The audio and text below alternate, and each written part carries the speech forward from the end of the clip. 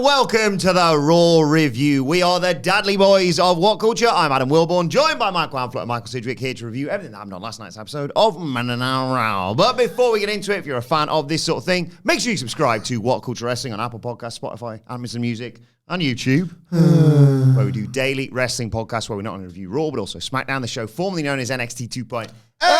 Weekly Dynamite, AEW Collision, pay-per-views, premium live events. We have interviews, roundtable discussions, and a round of the week complete with a very good quiz, of course, on WrestleCulture. As I said, though, joined by Hamflett and Sidgwick to review last night's Raw and all the fallout from Saturday night's main event and WWE Evolution.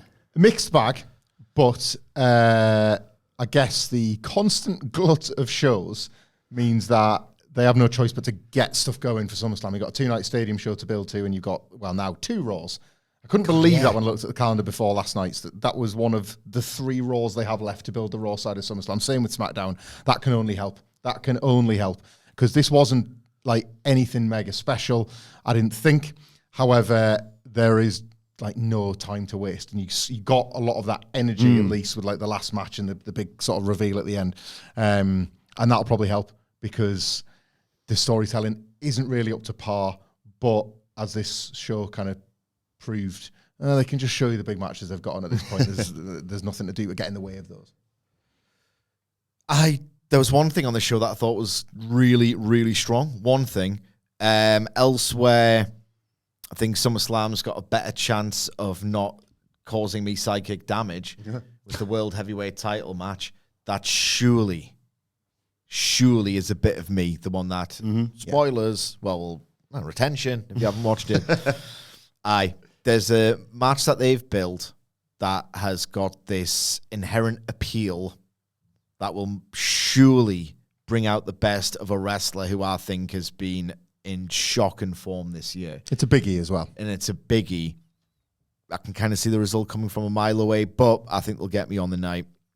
The setup for it, really laborious for me tonight on Raw. But, and this is the low bar, trust me, I will hold it to a high standard, but they ain't approaching it, even with this thing that I like. I sense a world title match in the men's division may not have a ref bump. Well, come on, Sid. Let's not say things we don't mean. I really enjoyed the show. Obviously, really excited to see Roman Reigns back. Let's get that on the soundboard for a WWE podcast. I mean, they just hit that out of the park every single week for me. Yeah, not really. They're in creative decline. Everyone knows that. Literally home runs from the home team. They had the best show of the year on Sunday night. So I haven't had a chance to watch all in yet. I will get around to it, I promise, by tomorrow for the Dynamite preview. Oh, being planning on sleeping. But yeah, I mean, starting this, I really like the way they obviously started this show with Naomi and then continued just like more women's wrestling for about the first hour and a half, basically. Oh now you say it. Yeah, there was nothing. No, just she had the big gauntlet, but then oh, bless them. There's like, considering that Evolution was completely abused as a counter-programming method, this is that kind of parity. When you're not noticing the parity, that's the parity. Yeah. And there has been a bit of that this year. There's been a few times where we've not really considered, oh yeah, wait a minute. There was like, yeah. I did like the report with regards to, like, obviously Backstage feeling very good about Evolution. Great match. Is everyone happy about Naomi winning the title, et cetera, et cetera. And then it was like, some of the roster enjoyed the challenge of promoting the show, considering the bill was terrible. Yeah. It's like, oh yeah, it's on Sunday or whatever. Who cares? We talked about this in the review yesterday. Like, Trish Stratus is the one that was obviously comfortable enough to be out front about it. Yeah, she doesn't have to do this. But the type of stuff that was getting fed to various, like, well-sourced members of the media, where maybe they didn't want their names out there about, getting a Beyonce ideally when it's finished. You can totally understand the chips on the shoulder. They knew what they were part of there. Yeah. But let's dive into last night's show. They had obviously a big video package for Saturday night's main event. Stuff happened. Goldberg almost won the title. I panicked. But mainly Evolution, of course. So just finally into the MFTs. Are you? You got the old welcome. You got the old circus appeal Have you seen Saturday night's main event? Yes. The finish of which they did a bit of this on Raw. They did. They've got a new thing that they like. Tala's got it over. There is a new thing that WWE likes, and we'll get into it. But if you haven't seen it, and apologies for repeating myself for those who listened to the review yesterday, as Solo Sikoa was pinning Jimmy Uso to retain his United States Championship, the former Hikuleo, Tala Tonga, firmly placed his boot on Solo Sikoa's ass. Oh, yeah. To make sure that, there's an The old boot to the bum momentum. just gravity, Yeah, They did it here, yeah. Oh, hang on. You might get excited by this. And in fact, you might be validated by this. I've just thought of something goddamn brilliant. Big statement. It's not a big statement when you can back it up. I think a certain someone may not be finished with the Bloodline saga yet. Oh. I think a megastar, one of the most famous men in the world right now, Dwayne "The Rock" Johnson, Oh my God. will be unveiled as the secret mastermind behind the MFTs. Why? Because he had the big family tree. Well, At the I mean, Vegas. it's all part of it, man. Yeah. It's all part of it. You know this as much as anybody else. I do. In fact, I'm surprised the OTJ isn't. I don't like spoil things for people. So Is it because he's going to do that finish 20 times, and that's going to they're going to be the 20 steps? Oh, that were yes. ahead. He's stepping on the bum. He's way past 20 now, mate. Oh yeah, well, I forget how many we're up to now. It's at least 40. 56 steps ahead. I don't know. Think of a T-shirt. Oh, boots to asses! Oh, Oh my God. He's cracked it. He said years ago, when this plan was in its embryonic stage, Yeah. when it was in its infancy, boots to asses.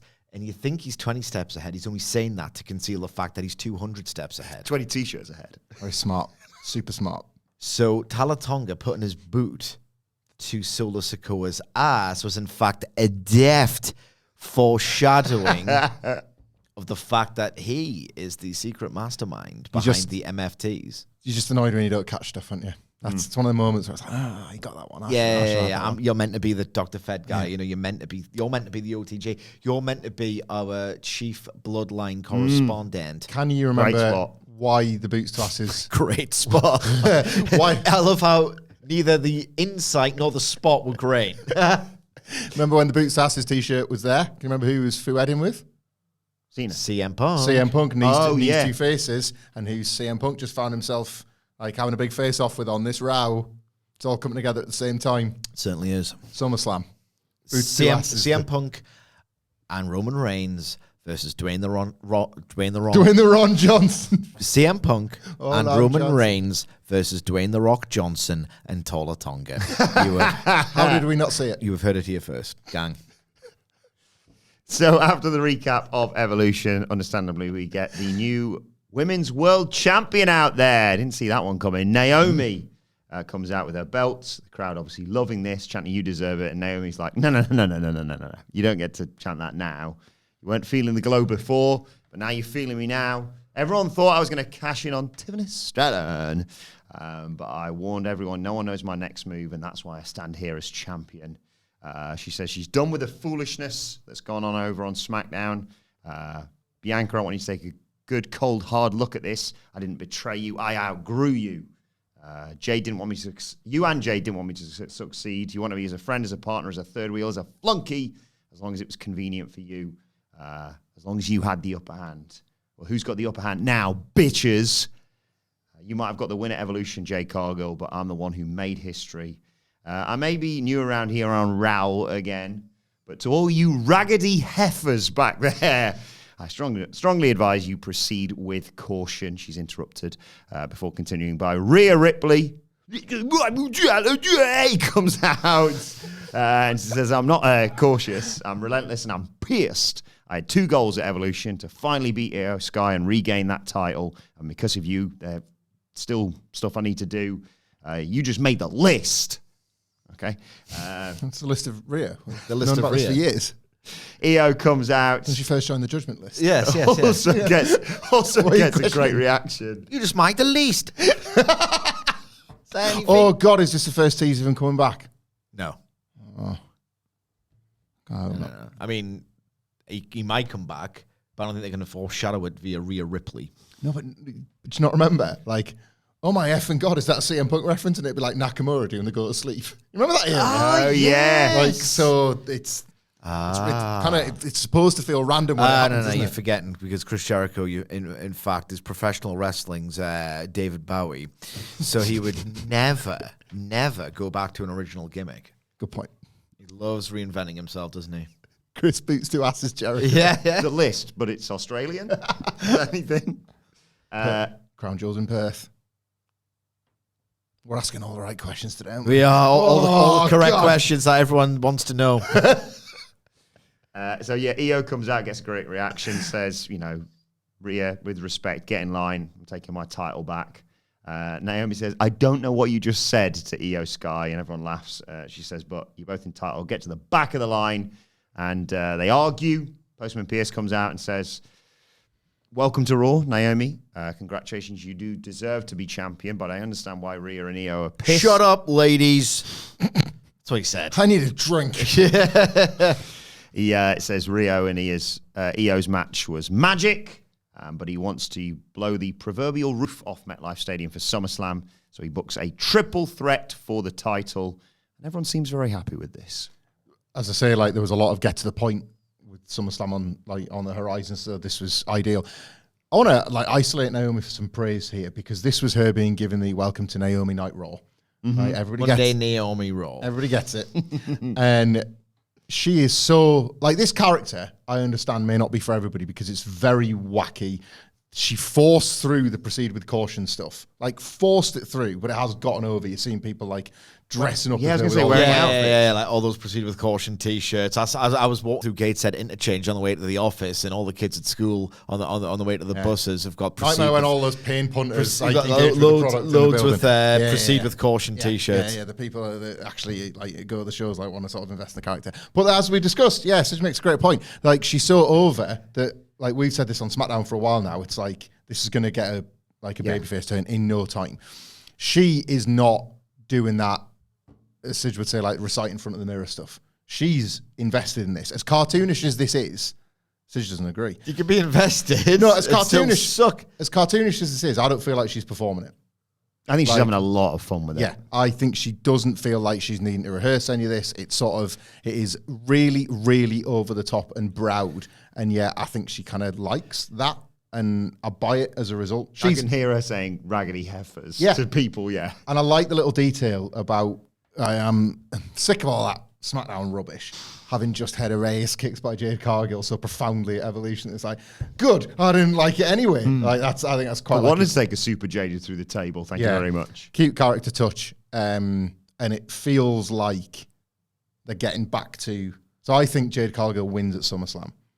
And then Crown Jewel is going to be the champion versus champion show. And I think that's how you arrive back at Naomi and Jade when it's title for title. And the mention of Bianca is interesting to me because I wonder if they've got the patience or the interest, for that matter, in doing a big three triple threat. Maybe at WrestleMania. Yeah, it feels like all of this is a delaying tactic. Yeah. Where she can eventually lose the title, Naomi, freeing up the Raw title scene for another match, probably featuring Stephanie Vaquer. Yes. And then in the meantime, go back over to SmackDown. It feels like they want it for WrestleMania. That was my reading of all of this. Because we were saying yesterday, Jade Cargill, it's like a match by match thing. Right? That one was good, so don't screw up the next one. And just so she's finally had this good match, and you think, well, can it progress to SummerSlam? And at what point do you think it's just weeks ago? I remember thinking, all right, I've sold my stock. It's just never going to happen. And then the Naomi match was pretty good at Evolution, so you're all right, give it one more go. And Bianca in there as well as the one that can hold it all together, ultimately, the general of the three. It does feel like they'll get there with it. I like the triple threat as well. Io and It's, Rhea. yeah, it's a match to book. It's the match to book. It's hard to imagine it being anywhere close to the WrestleMania one, but then maybe they'll prove me wrong. I was surprised. Sidge mentioned yesterday I really liked Io Sky and Rhea Ripley's main event at Evolution, but I will not remotely consider it in my top 10 matches of 2025. I think Dave's going to go 5. Probably goes 5 and everything, Well, bro. yeah. He does. Got a big game on Friday, haven't we? Big game. You're off. Oh, yeah, I'm not here. You're the other new part-timer, And then I'm off next week as well. Yeah. Are you Joe? How? What do you mean? What do you No, mean? I mean, it's cool because you get to do SmackDown stuff. Off, man. But you have to do collision Ah. You don't have to. You know what we should do, actually? Remind us after this podcast. We'll talk some... I don't mind doing collision again. No, we're not doing it. We're not doing it. We're not doing it. I've got an idea, but it's shop talk, so we will...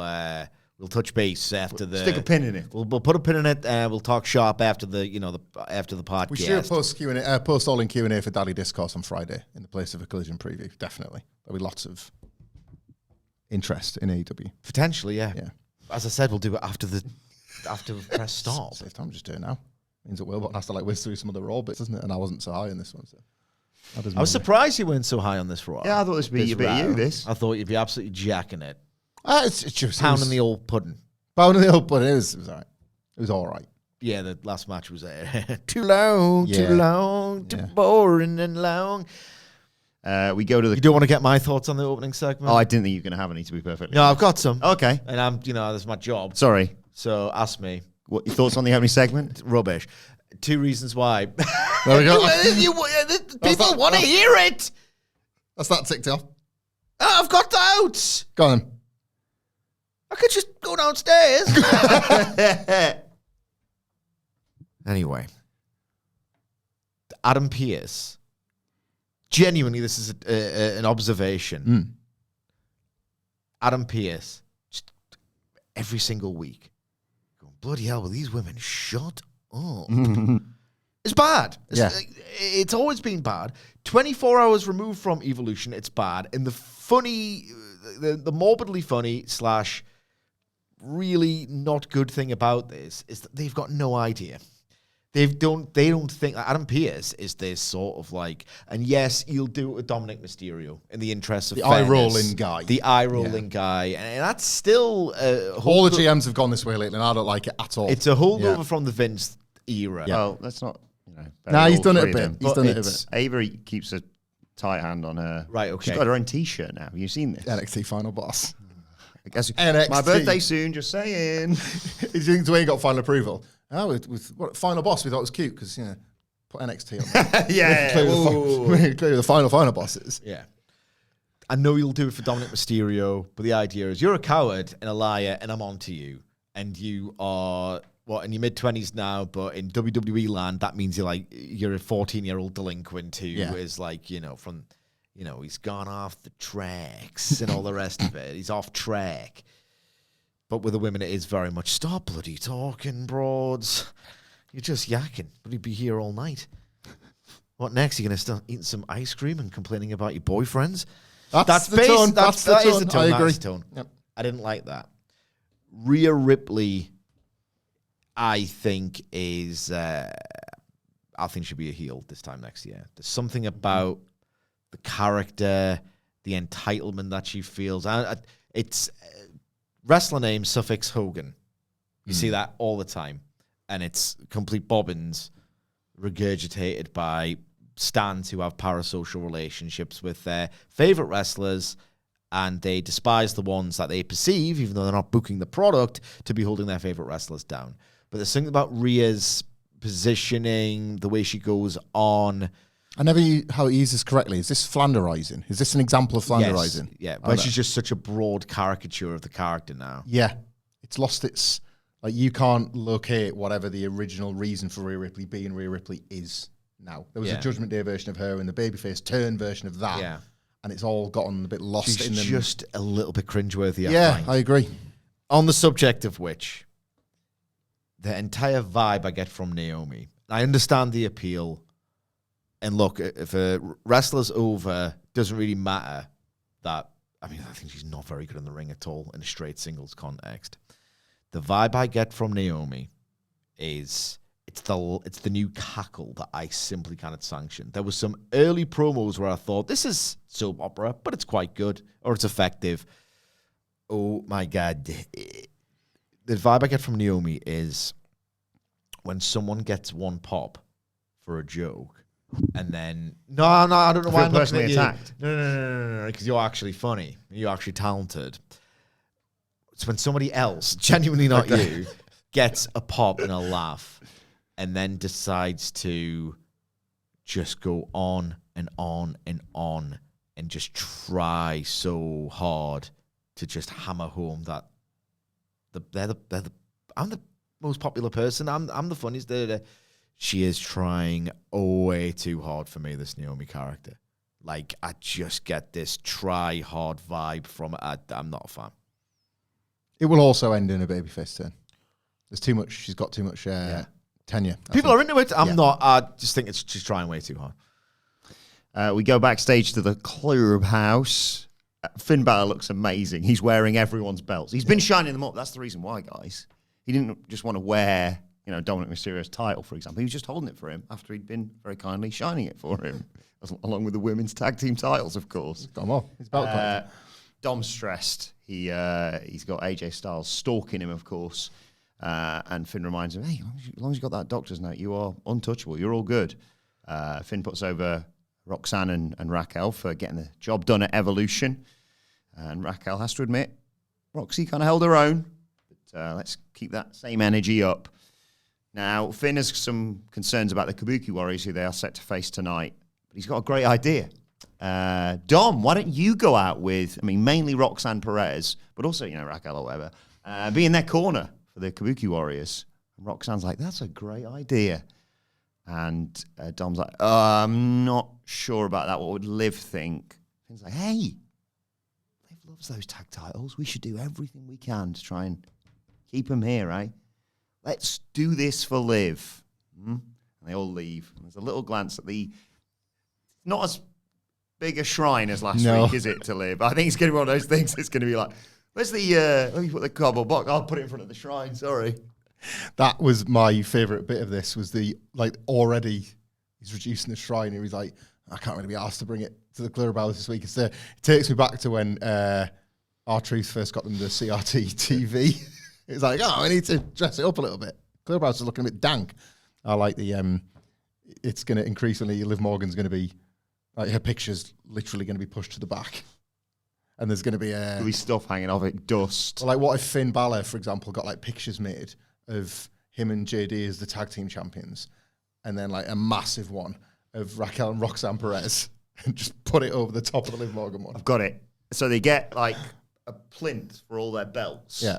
And they're like, brilliant, that'll look perfect in the clubhouse. Let's pop it on there. Oh, there's a bloody wobble on this table. What we need is something to just shove under this table. I've got some. There you go. Like a beer mat. Yeah, like this. Love the clubhouse. No, not a fan. But like, it is refreshing, I guess, that all is well in the Judgment Day, because now that you have a few weeks and months of all going well, the relentless inner conflict within the stable will mean something when it eventually resumes. Yeah. In terms of slop-fed booking, they've done an all right job with this. They've prolonged the lifespan of the Judgment Day in a way that I thought was finished. Since the Judgment Day formed, with its great leader Edge and his big chair. Yeah. Edge atop his mountain of omnipotence. Yeah, God. He said that, didn't he? He fell down. Vein. He had his scales on his chair. He fell down from his mountain of omnipotence. He turned babyface. He retired from WWE. He signed for the second wrestling promotion. The other one.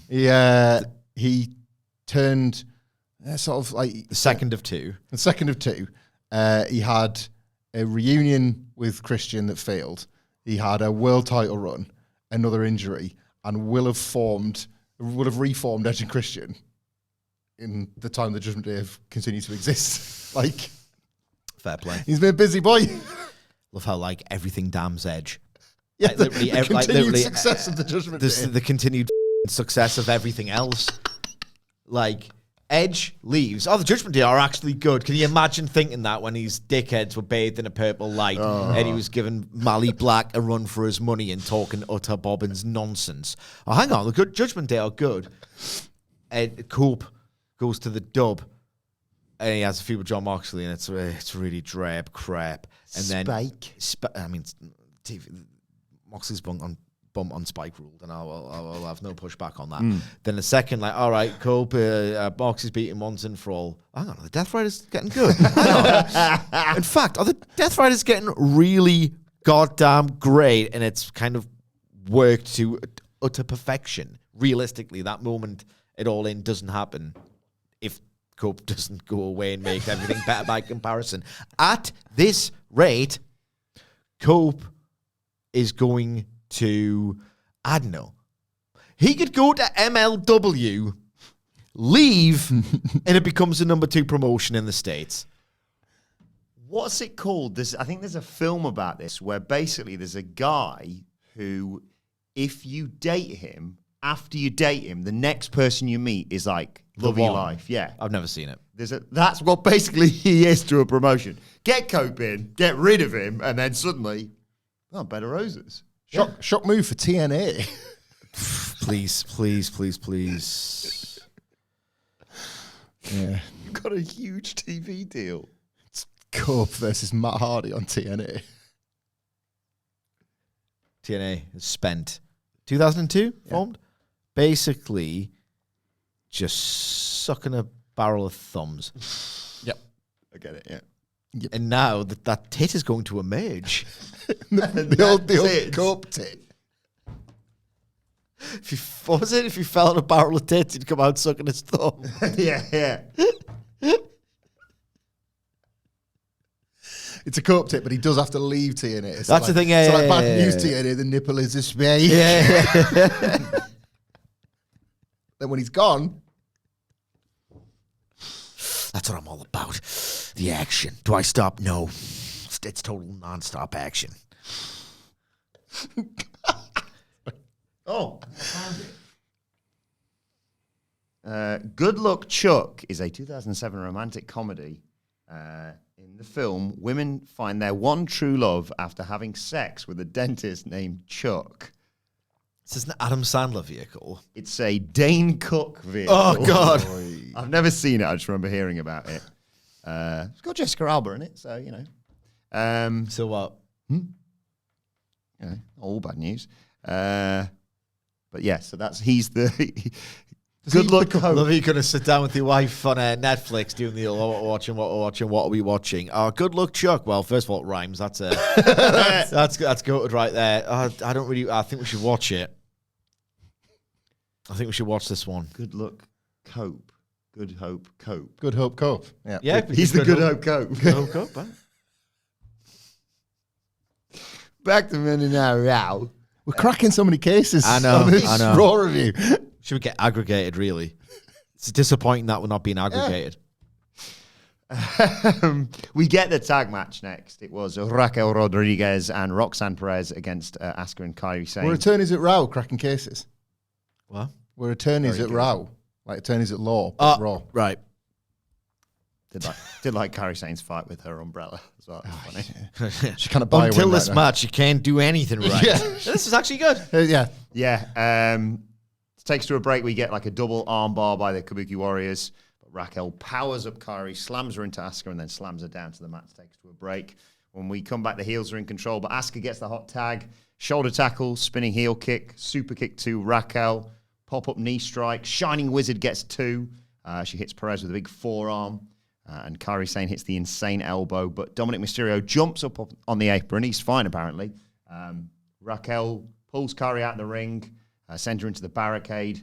Asuka posts Raquel, super kicks Perez. It's a release German. Again, Dom runs interference, so Asuka nails him with a spinning back fist, but that allows Roxanne Perez to roll up Asuka for the 1-2-3 with Raquel's foot on her ass. Yes. I'll tell you. You know what? I'll talk about this for a change, right? Really strong match. Lively. Loud. The finish reeked ass.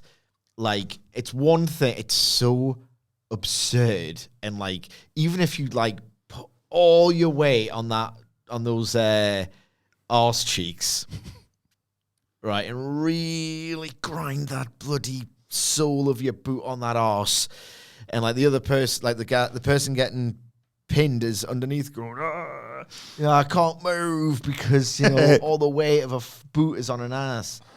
It's still so stupid as a visual, right? Yeah. Even the best possible version of this spot is comical. So, like, look at the results, I don't know. Timothy Thatcher goes over by submission. Well, what else? What else you got? The Rock goes over by pinfall. The Judgment Day go over Kabuki Warriors when Raquel Rodriguez puts her boot on Roxanne Perez's asshole. Do you know what I mean? Yes, I have a Adam. question. Do you think at Saturday night's main event, the original plan was Tonga Loa using his foot to help? But in rehearsals or whatever, he just kicks Solasko right in the cock. Oh, he Kept kicking him. It's like Joey Tribbiani. Noodle soup. Just kick him. Or he got his foot stuck up the arse and that clown Tonga Loa. Can't get it out. Nobody noticed. Solasko's walking to the ring and he's just dragging Tongalo with him. Don't look behind me. I've not got Tongalo as a tail. No. Even if this was executed perfectly, it's still too farcical by half. Yeah. She just kind of gently rested her foot on the old buttock for like a split second. At the end, it was a terrible comedic finish, executed poorly. But the actual match itself, there was a point when, like, it's weird enough that Kairi Sane is, like, present these days. The telepathy she had with Asuka and the work with Roxanne Perez in particular, there was a moment where they were just blowing her away with this really awesome, tight, fast tandem offense. And, like, there's a point where, like, Roxanne Perez just looked positively beleaguered, unable to cope with the bloody hell. Like, oh, my God. At the second she sat up, there was a boot in her face. That was just so telepathic and well done. I thought this was good. Yeah, good chemistry. Women's tag division, like, dare I say it, seems in good health. Maybe I'm just buoyed by Stone Cold Charlotte Flair. Jesus, the reaction she got. I know. What the hell happened there? So, but I don't know. This sort of feels like, you need ultimately the belts, and this run is all about the Judgment Day turmoil and conflict and whatever. But part of making that whole thing credible is matches like this, is a run for the champions like this. We said it ad nauseum, the complete neglect of, like, the New Day, for example, but then the Viking Raiders before them, and that division, really. It shows that whatever angles you're trying to run or characters you're trying to get over, it will die if the division doesn't feel like it's actually a division and it just feels like it's a series of matches. So, yeah, maybe this is, like, again, the parity that I didn't really notice at the women's division. Maybe this is just, they're trying to make this the norm. And You don't see gender. Well, that's me. I didn't notice the split was quite as apparent until, like that first hour and a bit, I guess. Like, I really like the four-way with Charlotte and Me too. Alexa. So Charlotte sold that Soul Snatcher like it was death. I would say this was like, it was one of those things where because she was so over in the building, it was, she's done it to her, rather than being one of the more sort of spectacular, memorable ones. I like the stupid stuff with Charlotte Flair's feathers on her robe, and then Alexa's launching Lily at her and that. I was like, I think you've won me over. Yeah, great reaction for her. I was also very proud of our NXT girls across Evolution. They're not, what are you, CM Punk? The other dad. Just He's got so many NXT daughters, this guy. Particularly, I don't know, I can't really put my finger How on many one. sons? Do you want to take a guess who my favourite NXT star from Evolution was? Kalani Jordan. Good performance. Lash Legend. Good guess as well. You're close with both. JC Jane. No, neither of those, although I'm very, very happy that JC Jane holds the title, which means we hopefully get another promo from her on NXT, because that was one of my favourite things that crossed my launched mind as last well. week. Maybe even like, maybe a back and forth between Ava and JC Jane. Let's not get ahead of ourselves. No, Jada Parker, I don't know. I just was a huge fan of Jada Parker and her involvement in that Battle Royal. I can't remember. That was. She interrupted the old Wormfest 2025 and threw out Natalia. My favourite. And she raised the ire of Maxine Dupree, didn't she? You're making me so mad! So, as was What was that, Wilborn? As was explained on the Evolution review yesterday, I saw the early part of the Battle Royal when there's just too many bodies and you can't really notice what's going on or care. And just went, right, okay, I'll put that on the bench as I make my coffee. Didn't pay no attention to it, really. And then Hamflet mentioned this hideous inadvertently funny spot involving Maxine Dupree and Natalia, and he showed it to me gleefully after we recorded the review. It is honestly absolutely pathetic and hilarious all at the same time. Kind of excruciating. So Maxine Dupree just worms out on the spot. Worms out on the spot. We've counted this. Worming out. She's just worming out. You know me, I'm just worming out. I was worming out. So she's worming out, and then she realised I got nowhere to worm. So I'm just gonna sort of just worm She's on done my it in a own. Rumble before, hasn't she, as well? So she should know that it's kind of busy. I mean, she's hopeless. She's homeless. Well, she worms out on her own. Get Les Hopeless stood next to her. Is it at that point, or is it when Natalia does it, where Michael Cole just... It was in Yeah. the in-between, because she tried to make a bit out of it. Right, She worms out. So she worms out on the spot, just, worming out, and then she... Natalia's like, what the hell And was Natalia's that? like, what the hell was that? The move you do in every match. Oh my God, that was epic bacon. And then Maxine Dupree's like, I know that was hot right there. Why don't you do it? And then she gets her hands on either of the shoulders. Do the worm! And He's up! The crowd like... and then Natalia's like, it's that bit in It's Always Sunny. When Mark's like, ding, ding, ding, ding, ding, ding, ding, ding. Try to be fast, and you're down and now, because a man's got to learn to take it. And it's like, history repeats itself, and trying you're near. And it's like, basically, that in their head, they're performing this epic movie scene of like, it's time for us to shine. It's worm time. And then Michael Cole goes, you know what the hell that was all about. And then Natalia starts worming out. No run up. Just does it on the spot. Just worming out. The same mistake. Like, how are you so rubbish? It was like 2 You've bodies. been doing this for 20 years. Worming I out. think if you take some death becomes her potion, except it works, and you remain in this pretty decent physical condition for 100 years, you still would be hopeless because you've been at this for decades and you still don't know where to even put yourself. So starts worming out like right next to whoever's Like a run of bodies on the floor. Yeah. It's like a pissed bloke at a wedding. Yeah. I can do the worm. Can you? and Please then do it away from our table. and then their big epic moment is right. That was rubbish. Get out. Jenny Natalia, Parker, I was like, yes. Natalia gets eliminated. Then Maxine is like, she was worming out. You know, you can't do that when someone's worming out. That's the number one rule of the first rule of worming out. First rule of Worm Club is that we don't practice Worm Club. Apparently, First rule of Worm Club is when someone's worming out, you don't destroy their moment. They've worked all their life to worm out on the PLE stage. So like Maxine Dupree is like profoundly upset at like, you can't do that when they're worming out, bro. You can't do that. And it's like, oh my God, you are so bad at this. Is the second rule of Worm Club, you have to drive around in one of those Apple cars? yes. And the second rule of worming out is you don't do that when someone's just wormed out. You don't give people their space after they've wormed out. We do not talk about worming out, despite the fact we're going to include it in our match. And if we had discussed it, we might not look so silly. Yeah. We also theorised. I think I really like worming out now. I think you The next time, like Maxine Dupree's going to worm out. Do the worm. Do the worm. Do the worm. We also theorised that Busted Open Radio's Bully Ray, a.k.a. Bubba Ray Dudley, had maybe he's so interested in all these women that he often forgets the name when he's paid to cover them. That he was. She had such a great debut. Yeah. Honestly, she's great. All six of them broads was maybe backstage, and he was like, you know what, Maxine, like little team once upon a time known as the Dudley Boyz made an awful lot of money out of making a catchphrase about getting a table. Ever heard of it? And then it was like, do that yourself. Yeah. Without the sort of forethought of nobody will know what she's doing. Yeah. Nobody will have a clue.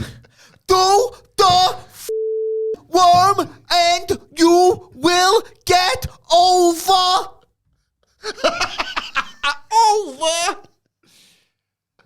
But you gotta work smart, Max. like Make the somebody else Worm do the worm. smarter, not harder. Worm out. You ever see them Budweiser frog? Oh, you weren't born. Sorry. And the next time you worm out, put yourself in a state of orgasmic bliss. Nobody had ever seen worming out until we saw it in Philadelphia, Pennsylvania. Brings a tear to this guy's eyes.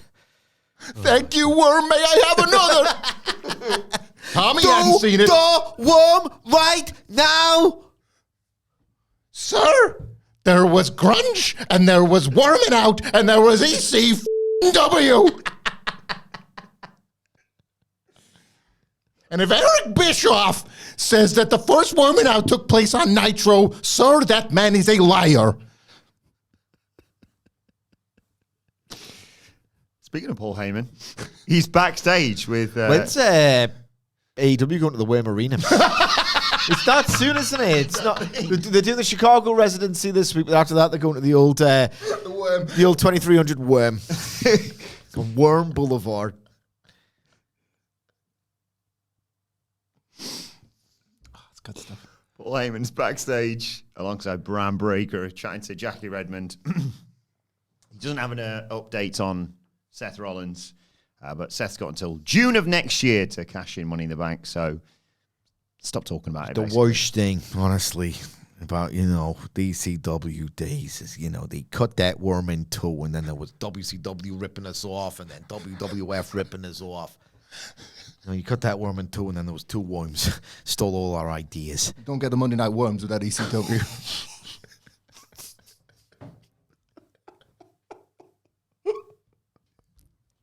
Oh, that's good. Paul puts over Bron Breakker, basically. He's going to go through everyone in his way. Brian Weddick. I think you know what to do. Steve Austin drank his first beer. Scotty Too Hotty. Well, you don't even tell me what he did first in ECW. Bron's going to emerge as the number one contender. Punches ticket to SummerSlam. And that old sweat box bingo hall. Yeah, Taz ate his first worm. I'm just eating worms now. That's how we got higher, just out the front of the building. He ate those worms for free. That's what you had to do back then. Who was the footballer there was a rumour about? Yeah, It was Sean Dyche. Oh, yeah. Chesterfield's own, of course. It was Something like that. There was a rumour, when he was Burnley manager, they were like, when he was a player, he just used to pick up worms off the drainage pitch and eat them. It's like, sorry, what? my favourite description of Sean Dyche is still from Bob Mortimer, when he would describe his disc beard. It's just perfect CD. Yeah. No more Sean Dyche slander. Captain of our side in the FA Cup semi-final. Oh, was he? Yeah. Scored a penalty. Did you win that FA Cup? But yes, Bron's going to go on to defeat Gunther and become the next World Heavyweight Champion. Yep. Yep. They also showed a clip of George Kittle taking out The Miz at some celebrity golf event. They love that Kittle lad, don't they? Aye, yeah. Before the 2 out of 3 falls match to determine who faces Becky Lynch at SummerSlam for the Women's IC title, we have a backstage interview with Lyra Valkyria. She's sick and tired of getting questions about Bayley, though. That's all going to go after tonight. She's going to focus on Becky Lynch at SummerSlam. Bayley shows up, though, and says, look, whoever loses tonight, back of the line. You might want this opportunity at SummerSlam, Lyra, but Bayley says she needs it. Lyra accuses Bayley of always making things about herself. I'll see you out there, she says. And Bayley tells her, stay out of my way. Yeah. Let's get to the 2 out of 3 falls match then. Bayley versus Lyra. Valkyria sort of gets the best of things early on, pats Bayley on the head, so Bayley slaps her and immediately pins her to get the first pinfall in a 2 out of 3 falls match. Rough start to an excellent match. Yeah. I got a bit of a flashback as well, because it's sort of Cole, I think. Oh, yeah, 2 out of 3 Yeah. falls. Oh, that was so goated. Cole says something like, this is the however many, 15, whatever it was. Yeah. Let's say 15.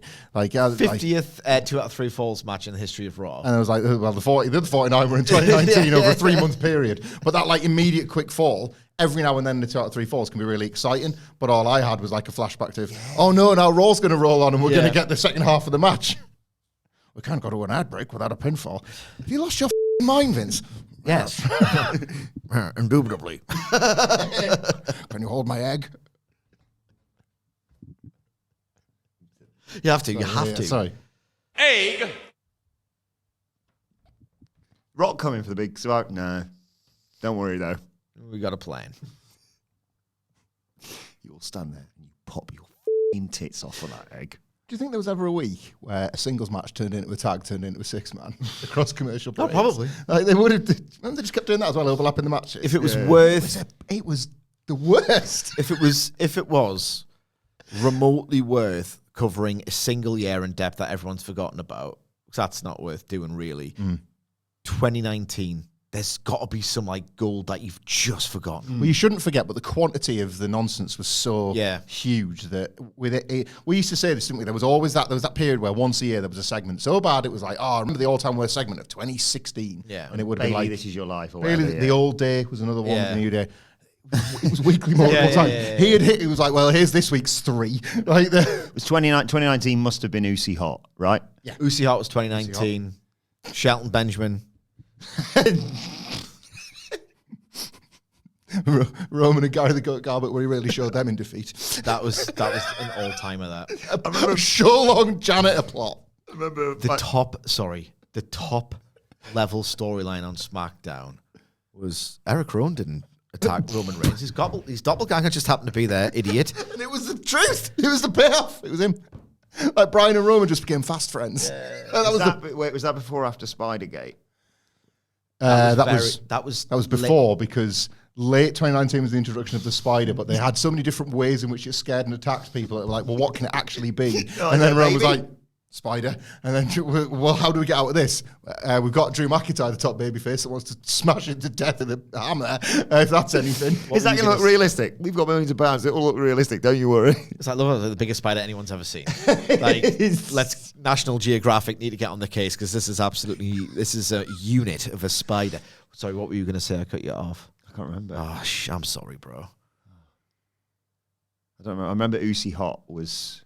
Oh, that was it. No, when they just say things. I remember Michael Cole saying, we're here on Monday Night Yard. Because they were just like, well, what's he got? It's his yard, innit? Everything's his yard. So probably Roman's yard is Monday Night Yard.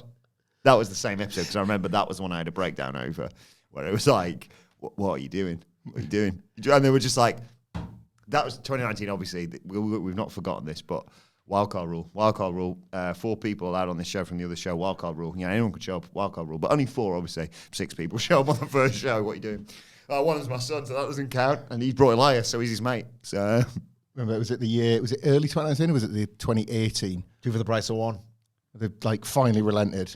And they're like, all right, Matt, you can have your friggin' Broken Universe match. And I was like, okay, here's the main event. It's a total load of crap. That we got nothing to do with. Enjoy, assholes. We apologize for this following attraction. It's very obnoxious. Massive quarter hour. People wanted to watch it. I'm just trying to find some of the old episodes. One of our notes: should WWE scrap the wildcard rule? Yes. Yes. Yes. Remind me. First AEW chant. We were in attendance for it because they did Seth and Kofi. I wasn't. I'd gone You'd gone home. Seth and Kofi in the main event. Interrupted by the bar. Not even the Undisputed Era, just some guys. Yeah. Some guys were already around and not over. I'm going to find more of these when we talk about the next segment. I'm going to find my notes from. So I can say anything. Anything goes. We're halfway through the 2 out of 3 falls match. Which was good. Good. So we have the first fall, go to break, come back. After the break, possibly during it, Lyra's been sent into the turnbuckles, injured her back. Bailey sort of notices, hesitates, and then is like, no, I'm going to target it, in fact. There's a back suplex on the apron, a spinning back suplex in the ring for a 2 count. Bailey goes for a cradle, but Valkyria counters it and gets one of her own for the 1-2-3 to tie it up at 1-1. Bailey responds with a big running knee strike, heading to another break. But during that, Valkyria sends Bailey's leg against the post and begins working it over. Valkyria's in trouble when we come back, but she fights back, goes for a diving leg drop, but Bailey catches her and hits a Bailey to belly for a great 2 count. Valkyria Suplexes Bayley out of the corner. Gut wrench, sit out, powerbomb for 2. There's a fisherman suplex from Lyra on the apron. And they trade cradles. Bayley selling her leg. Lyra obviously selling her back. Speaking of which, Bayley, as they fight to the outside, gives Valkyria a rough-looking sunset flip powerbomb into the steel steps. Oh, yeah. Love that. It was awesome. Shoves her into the ring, hits the flying elbow drop to Lyra's on her front, hits it on her back, gets another great 2 count, goes for a crossface. Valkyria tries to get to the ropes. Bayley goes to do the push-off, but Valkyria uses that momentum to get to her feet and hit the Nightwing for the 1, 2, 3. Post-match, Becky Lynch in red and white. Becky Hogan basically comes out and has a face-off with Lyra ahead of their rematch at SummerSlam. Like, if it wasn't for the shaky start, I'd be classifying this as like a near-perfect TV match. The bar is getting higher for this women's division, in spite of stuff like Postman Pierce's sexism and it being wrestling. The quality of these matches, of the Lyra Valkyria mid-card stuff, any Becky Bayley Lyra stuff is high. Your expectations are getting set high, and they are meeting or surpassing them, and that's so impressive. Me and Sid were in total agreement that they kind of stole the show at the PLE, the triple threat. I'm bang up for one more Becky and Lyra match. I know the competition is not mega stiff, but I think it's the WWE feud of the year, I would say, in the terms of the quality output of the matches and how much it's done to just make Lyra feel like this top star, somebody that will be competing for world titles and just will be in that mix. And their chemistry was great. It's been really good for Bayley. I feel like restorative. I feel like maybe she's got something back that I thought was lost forever. Calling a botchly not too long ago. Just everyone was saying it. The Nia stuff in particular last year was Nia's really, really enjoyable, believable, stiff work where they're not just trying to make something for themselves, they're trying to keep something going. I think that you sense this idea, especially from a few others on the show, you sense the momentum that a lot of these women took from Sunday and thought, have we just got the men completely outstripped here? Let's just continue to prove it. And I hope, long may that continue as well. Yeah, no, this was so strong. I had a great time with this. It was the start. It was weird. They totally worked me into this match because they made poor Lyra look like a complete geek in the first 90 seconds of this. And it just felt like they undermined the stipulation where it felt initially. And again, this isn't the headline. This match ended up real goddamn good. But they just made it feel like, all right, okay, you wanted a fancy title to make the match seem better than it was. And it felt like they were just getting it out of the way. This obligation of, 2 out of 3 falls, we'll just pay the first one off early. By the time it reached that third fall, and they kept going it's sudden death. You forget, every match is sudden death if it's one fall to a finish. The fact the first fall meant nothing just didn't register with me because it felt like this urgent sudden death drama, 1 and 2 had informed 3, when really only 2 informed 3. That sunset flip powerbomb into the steps looked awesome. And I really don't want to sound like CM Punk, but you know who's really good? Women. Genuinely, the women from Evolution, between Evolution last night, the opener for Night 2 of Mania, the first half of Monday Night Raw last night, and there's some stuff I've forgotten in between. There's some really good TV stuff on SmackDown. They're really on Wednesdays when I catch up, I completely agree. The women in WWE right now, so great, aren't they, Phil? Yes. They are the antidote to this melodrama, signature near-fall slop that the men are doing right now. They actually are abiding by the principles of struggle, physicality, strategy. Nothing they do at the best of this division feels like they're just they've worked out some cutesy counters to what they're doing. They are fighting for every hold. This is really quite great. Bayley, they said in commentary that she's not been able to win since coming back, and she's always been good with the details. And urgency and the desperation that she was applying this. You could see it written across, like, she was always really good at having, like, defeat etched across her face. Yeah. That was one of what got her over as a baby face, but, like, in the work as well. The race into, like, trap Lyra, and typically the veteran wouldn't need to do that, but she's watching herself get past. Yeah. And, like, I thought she integrated that really nicely into the match. Your thoughts were the same, Wilbon? Yeah, I was just reading about when Shane McMahon was trying to avoid The Miz for the entirety of the UC Hot episode of Monday Night Raw, and then The Miz found him, so he kicked him in the cock and got in his limo and drove away. So Great story. Good stuff. And then that was immediately followed by UC Hot, which is, of course, sweat activated. Yeah, that's... He's got a sweaty ass. Everybody's aware of that, right? Of course, we cannot forget the week where Seth Rollins was so mad that some were drawing comparisons to one Stone Cold Steve Austin for the way he was behaving.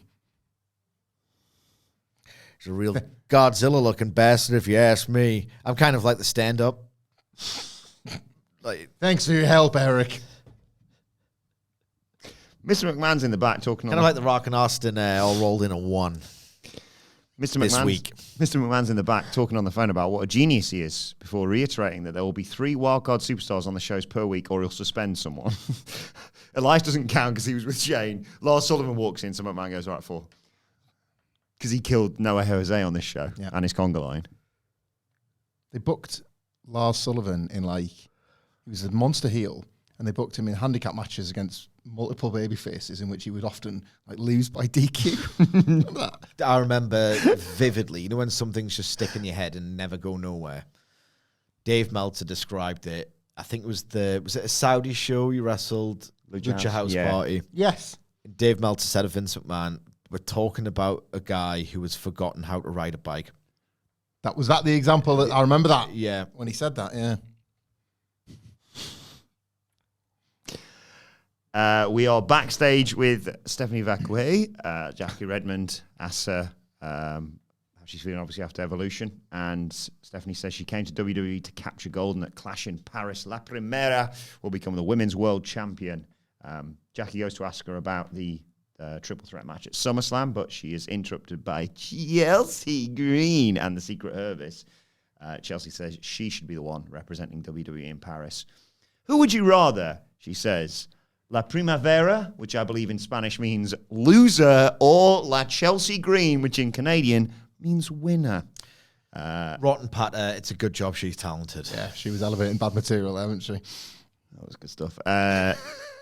Stephanie says, you want to find out what La Primera really means? Why don't you take your best shot? Chelsea's like, I'd love to. Hides behind the Secret Service, but kind of busy with Against the Hall of Famer tonight, so... you can look, but you can't touch, which is actually Nikki Bella's phrase. Yeah.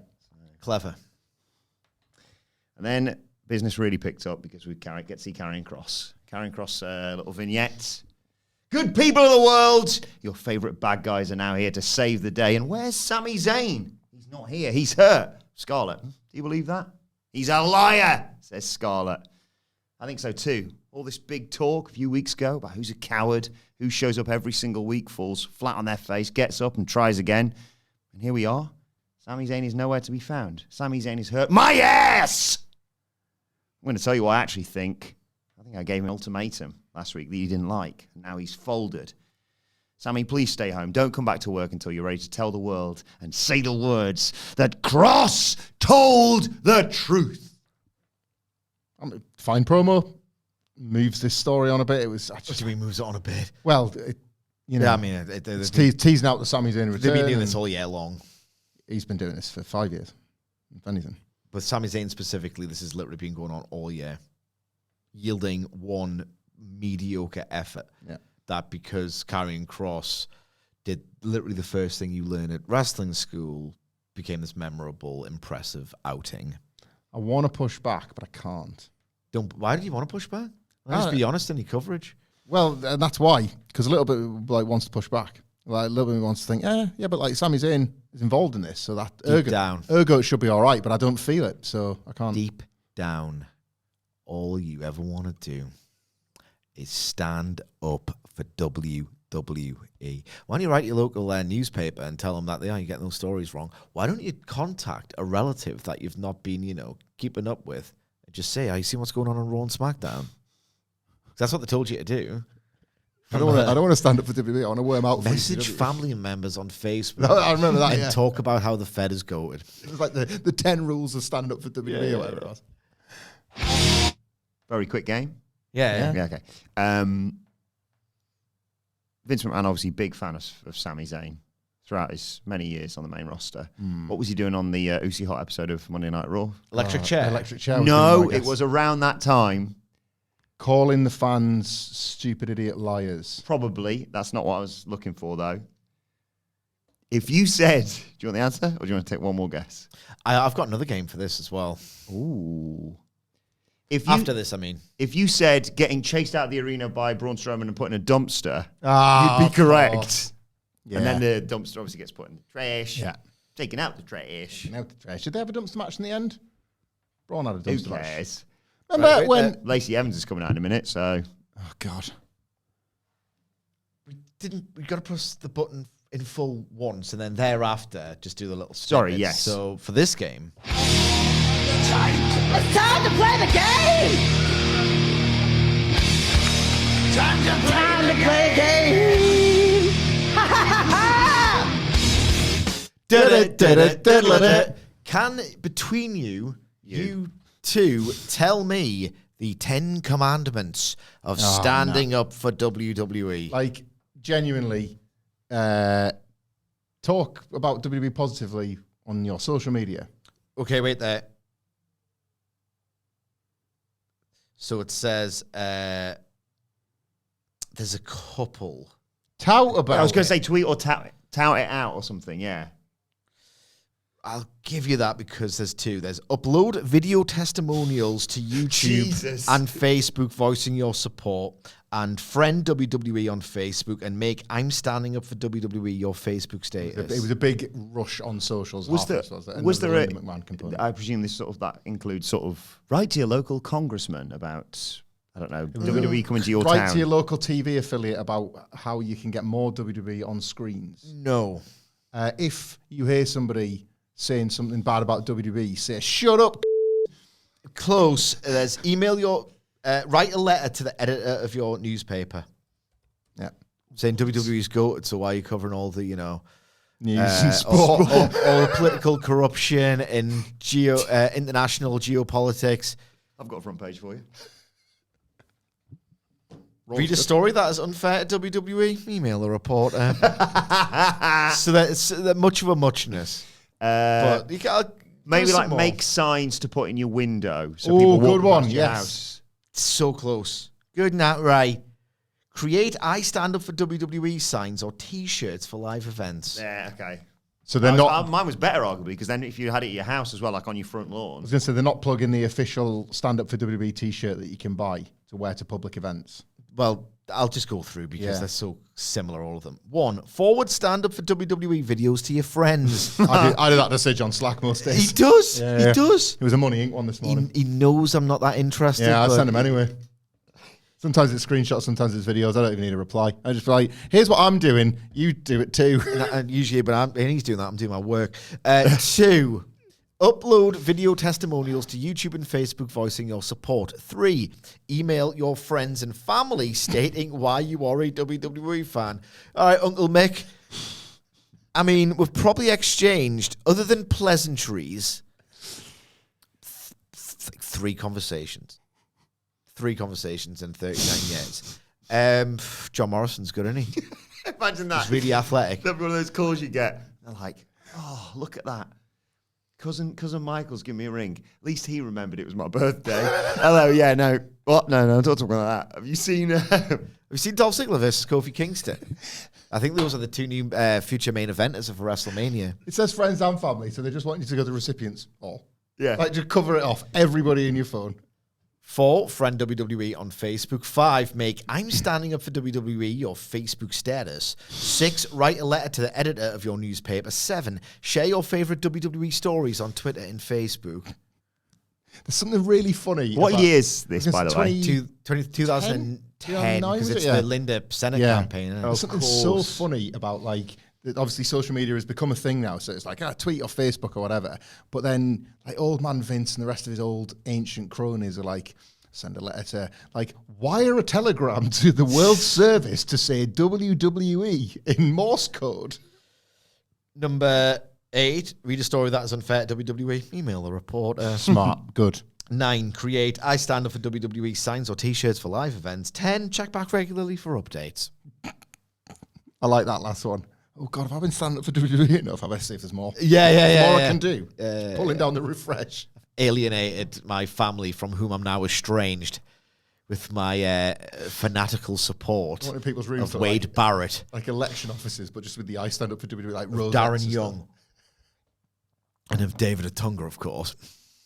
Number 11, buy a core t-shirt. We've got loads left.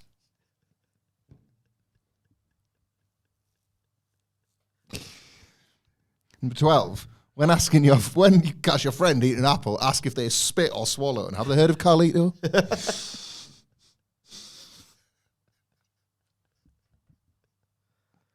I was reading about 2010 Squared Circle post. 2010 was a bit of a weird year for WWE, was it? Barge into a local school classroom and say, "Shut up, Dean Douglas," to any teacher.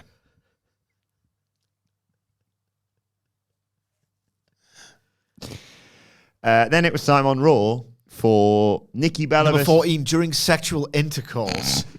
Why don't you scream out the catchphrases of your favourite WWE superstars just to spice things up in the bedroom?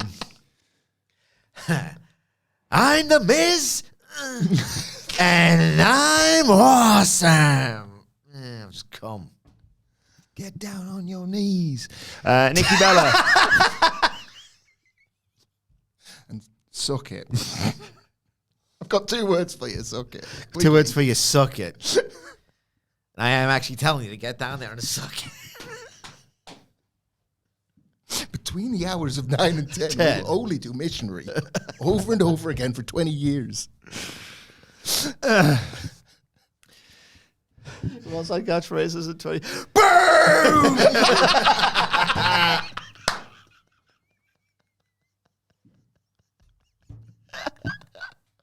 And lightweight part, half the time it was a bit premature and nobody wanted it. Boom!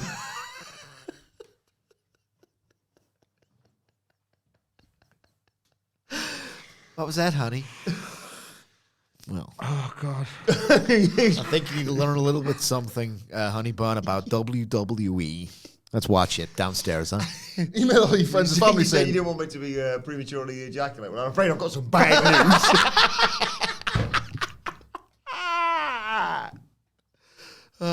text grandma and say, I had sex for WWE. That's good, honey. Is the Undertaker still in it? Rest in Jesus. Oh, did you see that? You see the Undertaker's knob stuff? Oh, it's unbelievable, Wilbon. What's this? He did a podcast with Charlotte Flair. And they were Meanwhile, because I know about this, I'll be thinking about more superstar catchphrases that I can make sexual because we need to stand up for WWE. This might be how Charlotte Flair got over as a babyface. He sat there with Michelle McCool and Charlotte Flair, and she's like talking about when she did the body issue of Sports Illustrated where she was naked, tasteful photos and that. And he was like, "Oh, I got asked to do that once upon a time." And I was like, "Oh, you should have done it." And he was like, "I couldn't have done that. They wouldn't have seen my body."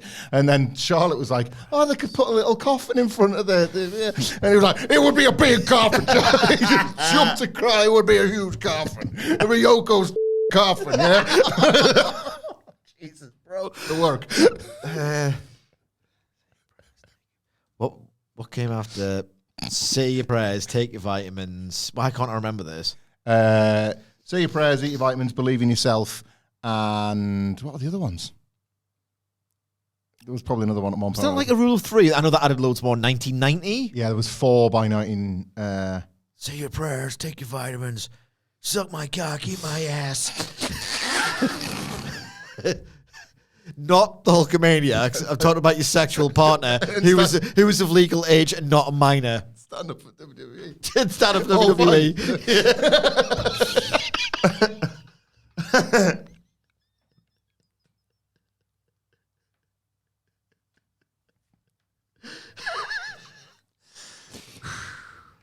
Should we get back to Raw? Yeah, okay. I mean, I'm done. Okay. To be honest, all the things I enjoyed about the show have now finished. So I'll keep thinking about this. While you're thinking about that, I'll think about this. Okay, Nikki Bella versus Chelsea Green. Rubbish, this, isn't it?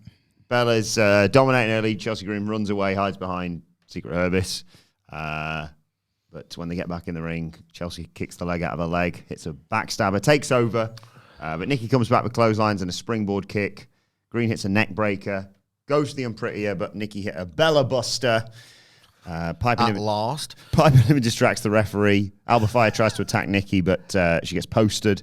And then Nikki Bella eventually hits Chelsea Green with a rack attack 2.0 to get the 1-2-3. Post-match, Secret Herbis attack Nikki Bella, but who should come save her but one of her favourite wrestlers, Stephanie Vaquer.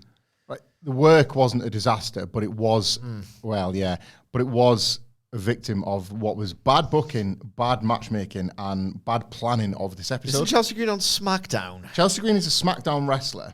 Superstar. Who is as much she's as much a comedy character as she is a wrestler. Like, Chelsea Green is probably an underrated wrestler in terms of the matches she has in her, but a lot of the time she's required to just stooge and bump around and all that kind of. And there's value to that as well as the good matches that she has. This wasn't one of those, but she was the wrong type of heel for Nikki Bella to beat, and this was the worst place for this match to happen because it had to follow. It wasn't going to be good in the Tokyo Dome, mate. No, but it had to follow the tag match and the 2 out of 3 falls match and couldn't. Yeah. Like, they didn't think that through at all. It was like, well, this looks like a much inferior version of the thing we've just seen. When you're trying to put over that Nikki Bella's still got it. She had a pretty good performance in the Battle Royal. She doesn't have to still have it, by the way. She's mostly retired. But the point is you obscure what you can't do. And it's like, oh, wow, Nikki Bella's still around. And the outcome's pretty positive. Nikki Bella and Stephanie Vaquer is all right. Maybe something at SummerSlam. It's I was going to think, were they going to do like a 3-on-3? Nikki, Stephanie, and Brie, obviously. Yeah, maybe. And it's that WWE thing. It's the same as Stephanie McMahon. Wii mode. It's on Unit Water Sports. Yep. The stand up for WWE? Yes. That's all I'm doing over here. Come on. Wii mode. All right. That's what you're into. Not wrong with that. Stand up for we. Yeah. I just do like the fact that Stephanie Vaquer is like, I'm not going to stand for that. I mean, she doesn't know what my name is, but, Yeah. That's Nikki Bella. I love the Bell Twins. How's that feel? Rough sledding. This was rough sledding, but first singles match in how many years? Yeah. Donkey's years. Just Ronda, probably, 2018? I can't. This gets a pass from me. Good use of Nikki Bella if you're going to elevate Stephanie Vaquer with it as well. Aye. Still get back to it. Rough sledding, but these things Find take a time. way. These things take time. The New Day and Grayson Waller are there. I take f***ing ages with my big coughing dick. I take the exact amount of time my sexual partner requires. Until completion. Jewel completion, not just a dick, man. You understand that now?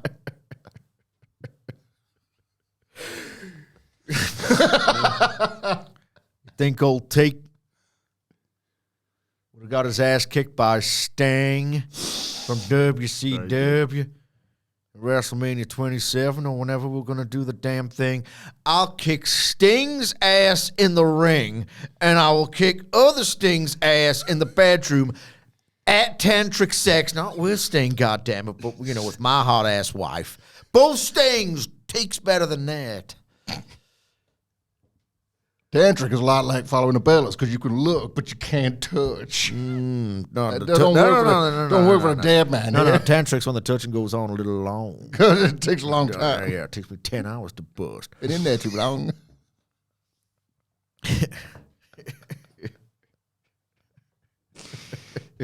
I watched the whole of that AEW show when I still wasn't allowed to bust. 6 freaking hours. She was bouncing on it the whole goddamn time. I watched Dynamite to keep the wolf away from the doors. Ain't that right? Isn't that right, kid? This is noted. Wait. If I don't win at King of the Ring 1998, I will bust a nut. The pretext has all but vanished for this bit now. I will set my cock on fire. I will set your puss on fire with excellent lovemaking. Okay, can you come and Godfathers? What are we doing here? Medium's got his ass out again. Anyway, go into this boring Gauntlet. Wasn't good, this. We're nowhere near that. Oh, right. We're Okay. nowhere near it. We are near it. Yeah. We had We're nearing completion of this Raw. Yes. Bozeman Pierce in the back with the New Day and Grayson Waller. They are grieving the death of the tag division. It's so, like, God. it's so packaged mid-card crap. Laboured. Bleak. They're getting their props and their stupid joke. Oh, it sucks, bro. Yeah, they've got toupees on one of them. What's it called? Galosh, or have I just made that up? Cloche? Cloche? Oh, what's a galosh? Are they shoes? Anyway, Galosh. he's got It's a Hungarian stew. Okay. Oh, it's goulash is. Yeah, they've got toupees because it's bald, isn't it? But he says, you're going to have to earn your championship rematch. Don't flip your wigs. And then he knocks the tray over. I can only imagine the in-arena pops Ross in Theory's absence were huge. Oh, God, I know. Oh, God. But he then notices the Judgment Day are bouncing after their match. And he was like, Dom, you were looking pretty sprightly up on that apron. And Dom was like, I was feeling the adrenaline in my soul. He's still not medically cleared to compete, though. And he's like, right, yeah, I've been speaking to WWE Medical, and we're going to get you checked over next week. And if you are cleared, I'm going to book you against AJ Styles. And Dom sort of praised the God that's not going to happen, but not as strong as AJ Styles is, who does another brilliant AJ Styles meme this week on his hands and knees, begging God to clear Dominic Mysterio for SummerSlam. He's getting that over, is AJ Styles. That every week with the looking at you. He's really leaning in, and I am enjoying the comedic work of AJ Styles in a way that I never would have imagined, ever. He might finally get a reaction in a stadium. Yes. It's took him a long-ass time. All it took with Dominic Mysterio. And what? Freaking, how many years since the Shane won? 2017, that was it. And just remind me, as he builds this highlight of his career, who did he work with at WrestleMania 38? Just off the top of your head, can you remember? Well, it was Cope. So. Good Hope Cope. He says awesome. WWE's the best. The greatest wrestling sign ever. Nothing is topping. Edge is as he's walking to the ring. I need it. I need it. I need this reaction. Oh, man. Great. I'm The bit that is like, no. If I just have that on a sign, I go, what are you going to sign? Oh, no, you're sorry, you can't take that in. What if I write WWE's the best on one side? Stand up for WWE. Number 11, right? Stand up for WWE. And do not say that one of our superstars is on the back. Do not do that. Just a clever thing. What a huge WWE fan you are. Let's actually get you close to the ramp, if anything. The old switcheroo. I've been waiting for this, Edge. But I'll show you with this match. of the passion. Of the passion. Oh, God. Great. I saw a sign out there. It was awesome. You get the sweat in your eyes and stuff. What did I say? It's an Edge is grit. It's perfect. I got such a great idea. Catching on. Everyone's seeing it. Grit. Grit. Grit. God, he's an absolute hack, isn't he? Absolute hack.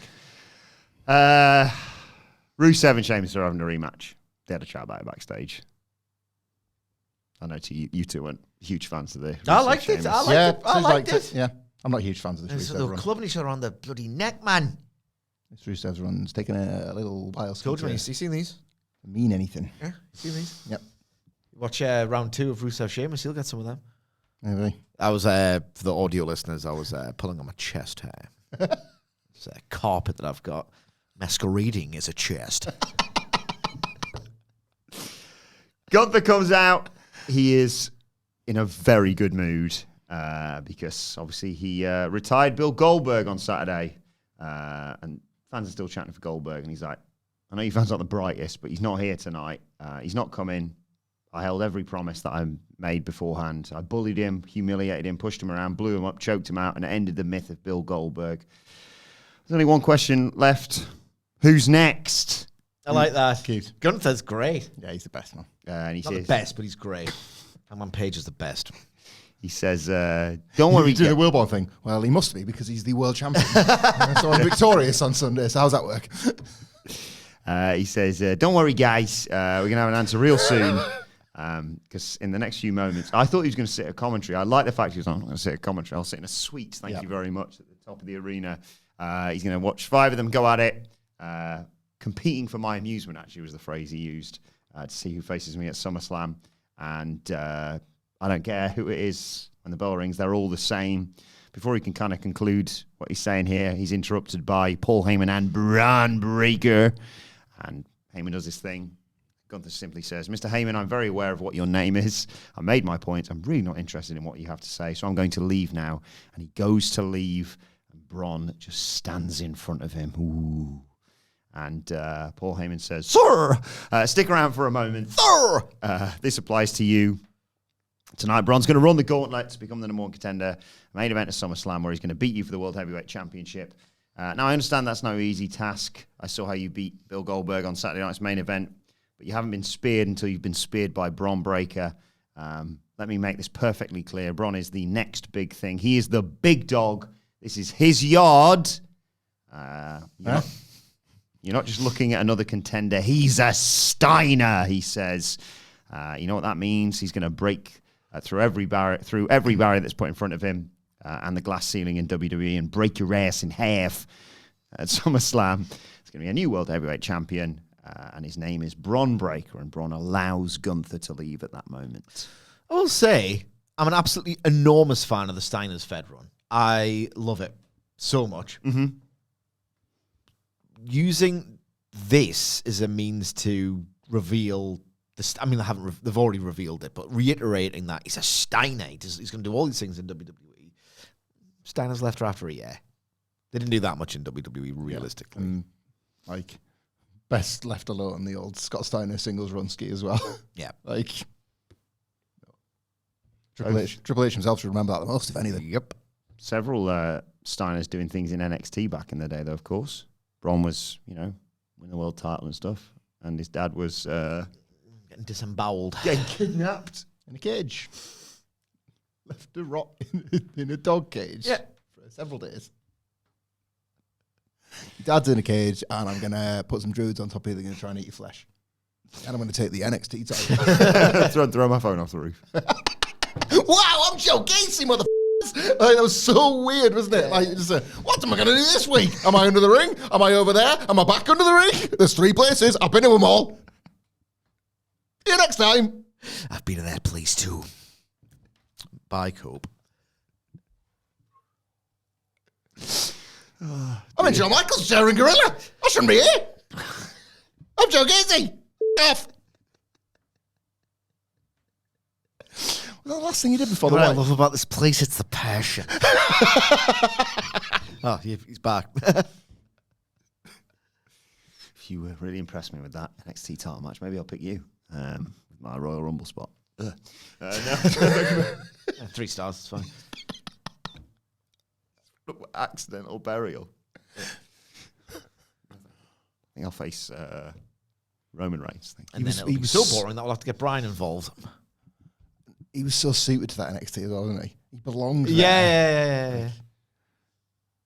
Perfect. Oh, yeah, that was dark era NXT, wasn't Cope Wrestling Center. Yeah. Oh, God, that's what might as well have called it that. Every wrestler is Cope. Oh, God. In a grit off. Pete Dunne was British Cope. Finn Balor was Pre-Judgment Day Cope. Yeah. Aye, loads of Copes. Timothy Thatcher as Grapple Cope.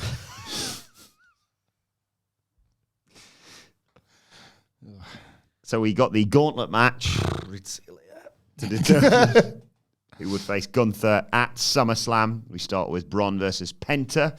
I did like the bit where Braun beat him up and then just did some push-ups. Despite the fact he's going to run the gauntlet here. Steiner stuff. Yeah. Penta comes back, goes for a big springboard move and just gets speared out of the air, basically, for the finish to that one.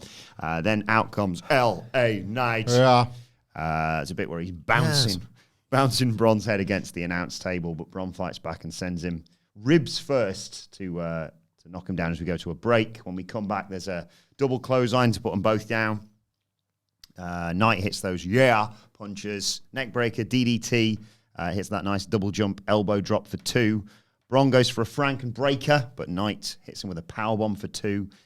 Knight goes for the BFT, rakes the eyes, hits a gutbuster, and gets a spear to get the 1, 2, 3. I can't remember where it was throughout this, but I do want to mention the Gunther meme before I forget here.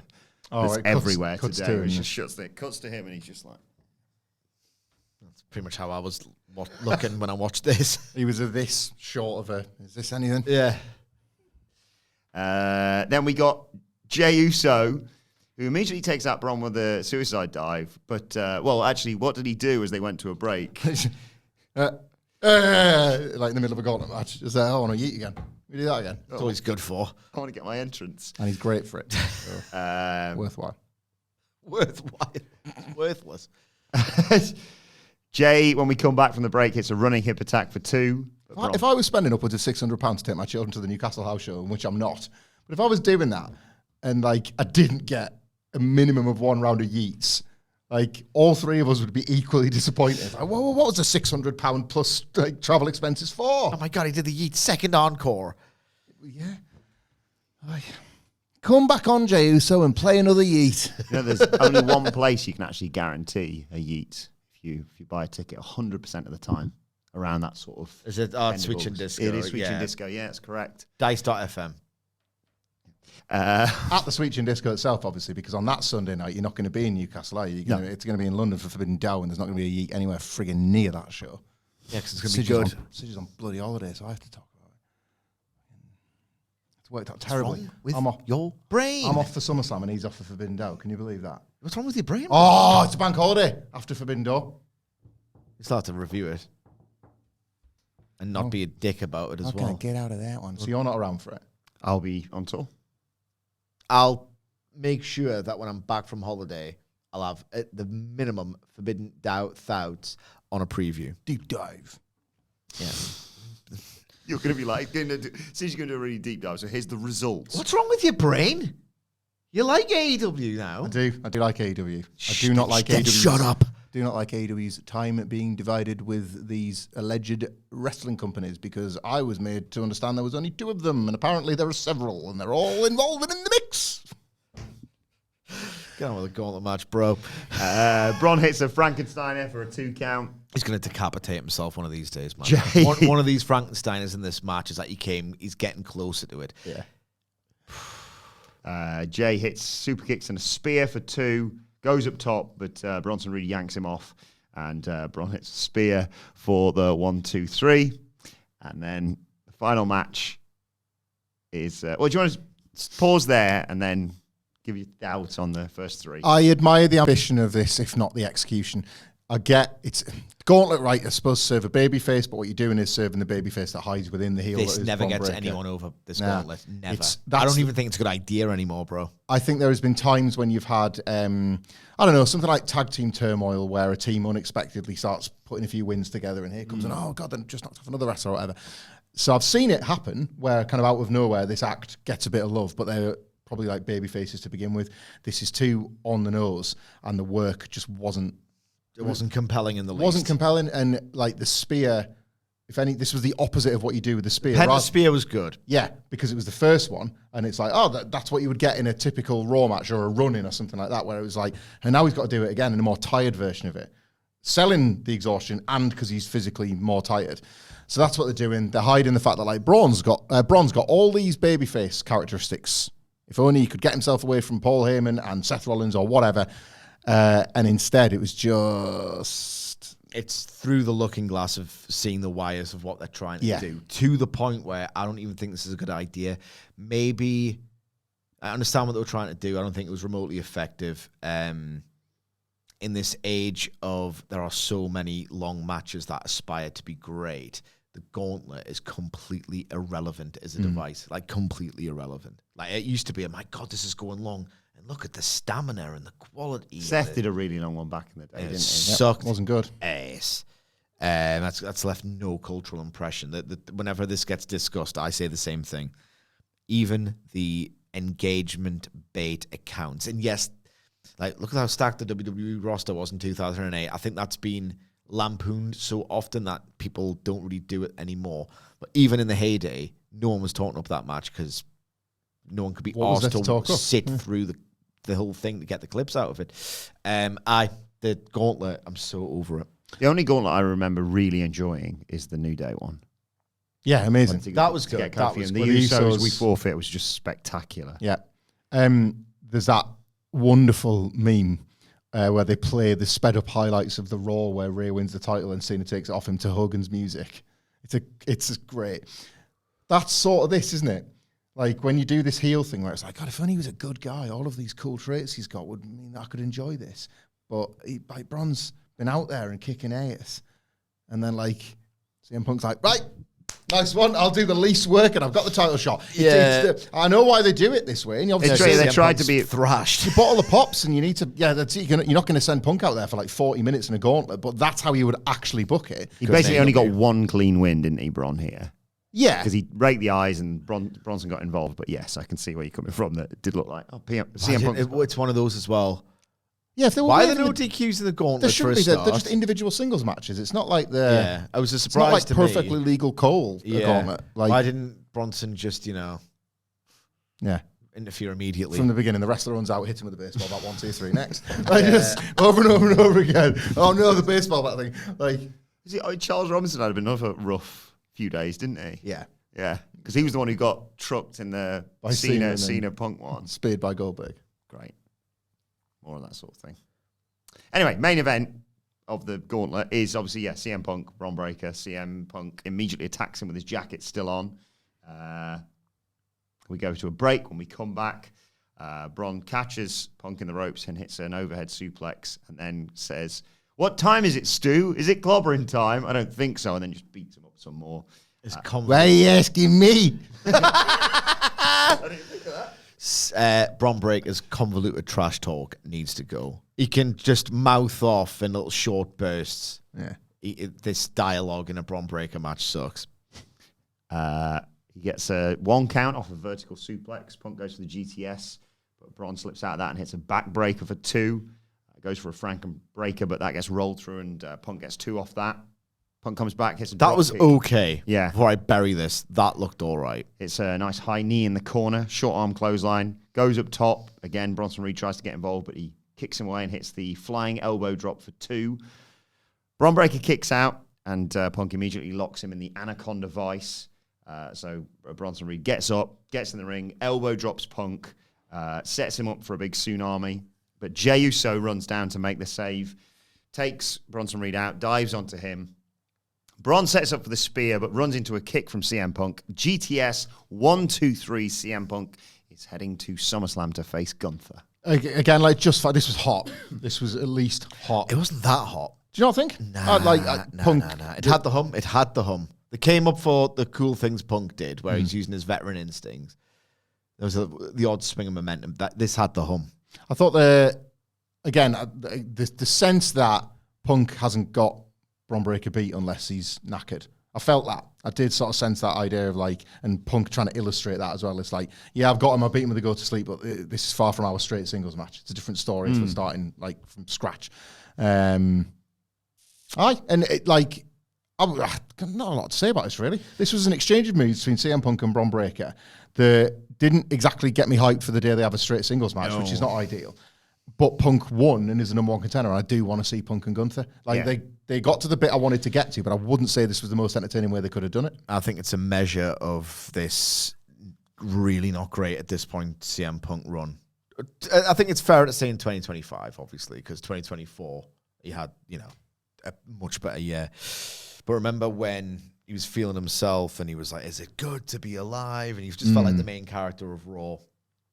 And he's like, Braun Breaker, I'll get to you.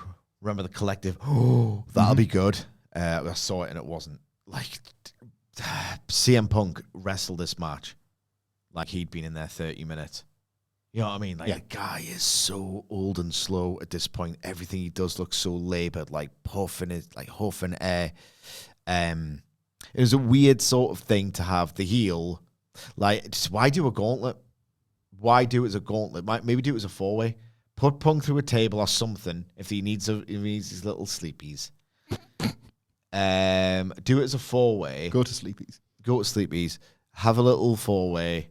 That sounds so patronising. Do a 4-way. Yeah. Have Punk out. Write him out if you can't do these matches. And then you've got like something bad done to him from Bronson Reed, for example. But then he heroically comes in and pins LA Knight so he can save Punk and Braun. The Gauntlet exposed Braun as someone who's simply incapable of working a really good long match. When the reason they booked him was for that. The reason they booked him was like, here's your Braun. Last week was the promo. So this week is Braun Fest, and it backfired. Yeah, backfired. You've exposed him. Should have done a 4-way because CM Punk coming in, it was just so off from a psychological standpoint that Punk would just be the last person. Practically, I know why they've done it. The guy is pretty broken down. Misfire. But what an ending to this show, because afterwards, Reed attacks Punk as he celebrates and points at Gunther and does the whole belt thing. Jay tries to make the save, but Braun spears him, spears Punk as well, and they stack up Punk and Jey Uso so Reed can hit a double tsunami.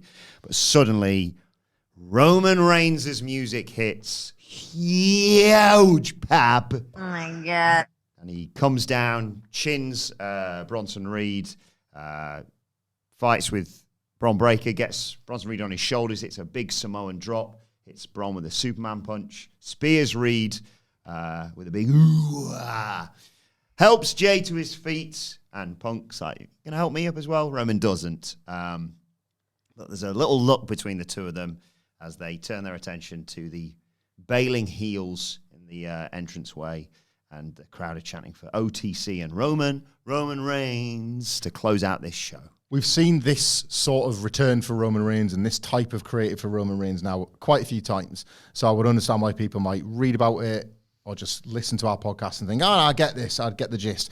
You cannot understate the noise. And that's what's worth watching about this. That you mentioned those chants, but at various points, there were just so many different chants and like just vociferous excitement being volleyed between the sides of the building that it was just this wall of noise, different colliding noise that completely elevated all of this. And to be absolutely fair, justified it, I guess. Like, justified the way that Roman Reigns conducts his business these days, even if the creative is fairly limited or route one, OTC one.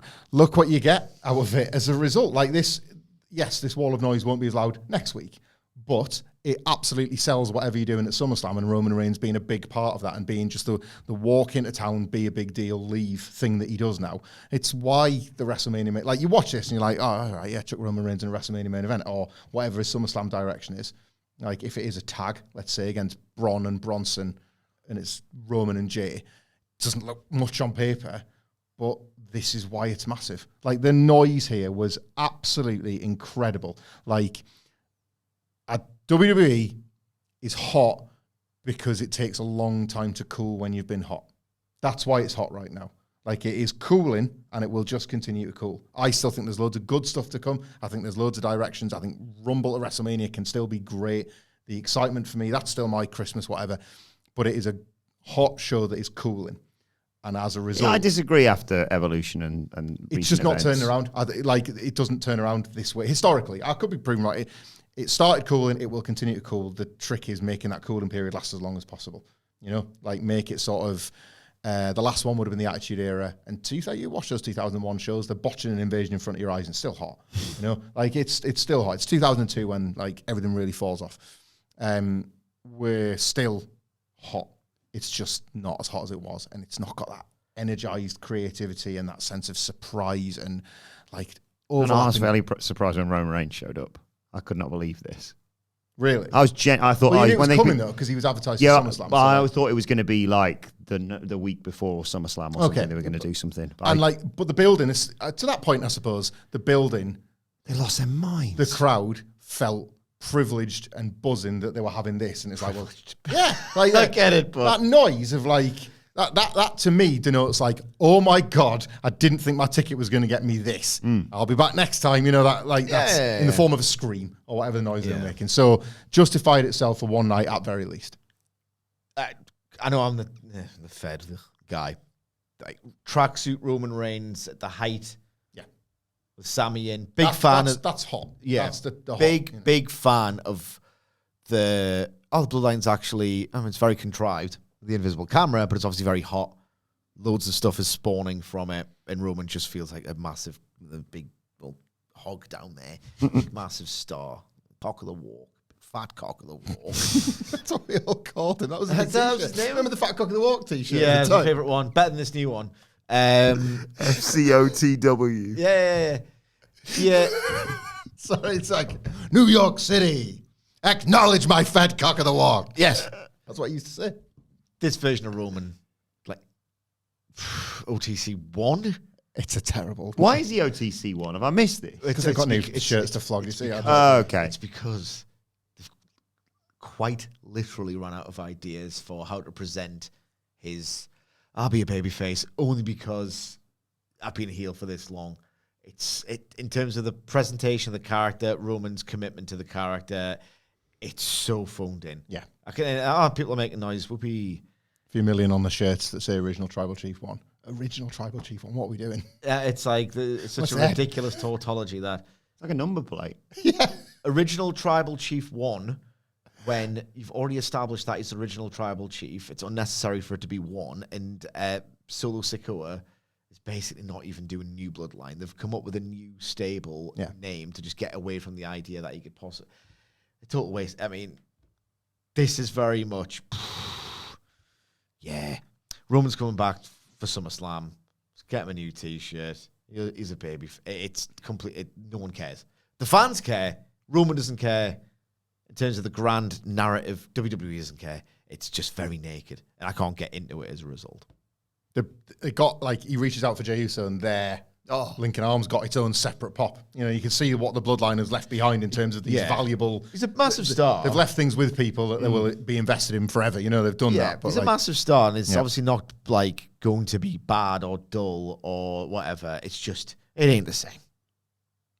Nowhere near the same. I think as well, WrestleMania in some respects, the build to WrestleMania has left a bit of a lasting scar with me because the Roman and Punk here, now that they are categorically on the same side of the fence and there's no deal with the devil for War Games or there's no, actually we're fighting each other for WrestleMania, that should be the stuff that gets me really excited in fantasy booking. Well, how is it that they actually come together for a tag match? Whoa, like a Mega Powers tag with Roman and Punk and a 6-man with Jey Uso, and I didn't really. Oh, see, I was looking at that. I was looking at Paul Heyman and stuff like that, and I thought I don't know. I think it's like the sort of half-arsed, like, what singles match is Punk going to be wedged into? Is it going to be Cody and Cena or is it going to be Roman and Seth? Like, I think it's left something because it doesn't... I was so hyped for, like, even for War Games, I was hyped because you're going to have to see them share that little holding cell, and they've burned through them.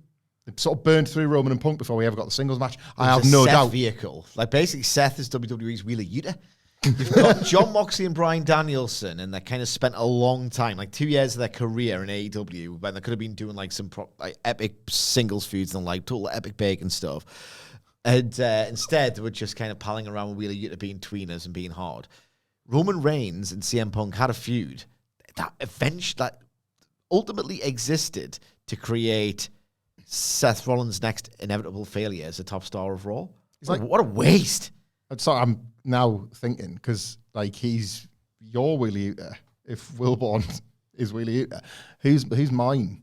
oh, good question. But the person you just hate. Your Seth Rollins, your Wheeler Yuta, like Chavo Guerrero. yeah. Do you know what I think as well, to keep it so that we've all represented different companies? I'll take Rocky Romero because when he's Don't. no, just on screen. Yeah. Go away, Rocky Romero. Anyway, let us know your Wheeler Utas. Let us know your thoughts on Monday Who's Night your Raw Wheeler Utas? in the comments Sorry, section. you what? Wheeler Utas. But then after that, you said, Your thoughts. thank you. Sorry. Yes. Thank you. Let us know your thoughts Yeah, get it right. on Monday Night Raw. How do you stand up for WWE during intercourse? Let us know. Please do. in the comments. Boom! Or an X at WhatCulture WWE. Watch, so you can follow all three of us. You can follow Michael Hamflet at Michael Hamflet. Follow Michael Sidgwick at There'll be more of this. At M. Sidgwick. Follow me at Adam Goo Wilson. Bennett. Follow us all at WhatCulture WWE. As I said, make sure you subscribe to WhatCulture Wrestling wherever you get your podcast from. Fap Nudes Barrett. The sexist. You either sex us or against us. The hardcore with 2 R's pornography. Daily Wrestling Podcasts, wherever you get your podcasts from. Bareback. Skip Sheffield, Ryback, bareback. We bust loads of cum. Slow it down, you move a little too fast. If you keep going, I'm gonna blast. This should be the best sex of my life. NXT, of course. Yes. We'll be back later for the NXT preview, which will be a lot more serious. But for now, it's been the Raw review. My thanks to Hamlet Sidgwick. Thank you for joining us, and we will see you soon.